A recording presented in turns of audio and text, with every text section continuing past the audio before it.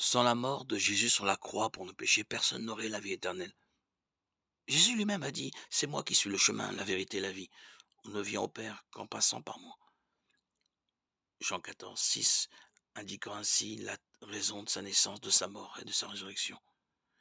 Ouvrir la voie vers le ciel à une humanité pécheresse qui n'aurait jamais pu y parvenir d'elle-même.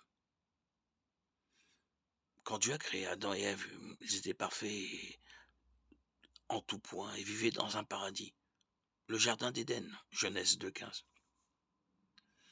Dieu a créé l'homme à son image, ce qui implique qu'il y avait aussi la liberté de faire ses propres choix. Genèse 3 poursuit en racontant comment Adam et Ève ont succombé aux tentations et aux mensonges de Satan, désobéissant ainsi à la volonté de Dieu en mangeant de l'arbre de la connaissance du bien et du mal dont il leur était interdit de manger.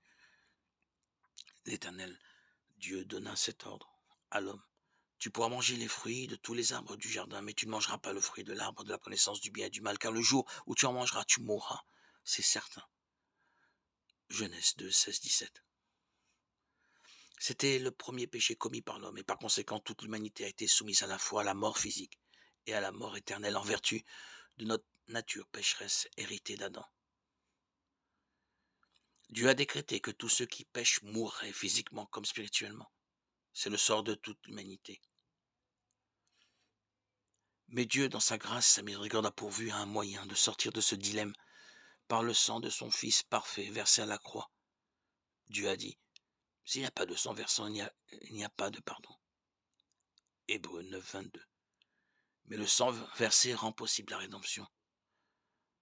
La loi de Moïse, Exode 22, 17, a pourvu à un moyen pour le peuple d'être considéré comme pur et sans péché aux yeux de Dieu: l'offrande d'animaux sacrifiés pour le péché. Ces sacrifices n'étaient cependant que temporaires, une préfiguration du sacrifice parfait de Christ qui s'est offert une fois pour toutes sur la croix. Hébreux 10, 10.